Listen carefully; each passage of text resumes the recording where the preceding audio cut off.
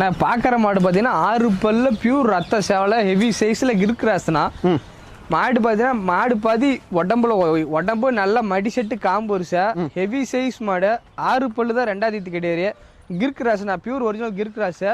நல்ல மடி செட் நல்ல காம்பு வருஷா கிரு மாடு வளர்க்கணும் ஆசைப்படுறாங்க கிரு மாடு வாங்கிக்கலாம் தாராளமா வாங்கிக்கலாம்ண்ணா ஒரிஜினல் கிரு மாடு முட்டை உதைக்கி நினைப்பாங்க இந்த மாதிரி கிரு வாங்கினா பார்த்தா முட்டை தெரியாது உதைக்க தெரியாது கிரு கிராஸ் ஜெர்சி கிராஸ் நல்ல மடிசெட் நல்ல காம்பர்ஸ் ரோஸ் காம்பல் அமைஞ்சிருக்கு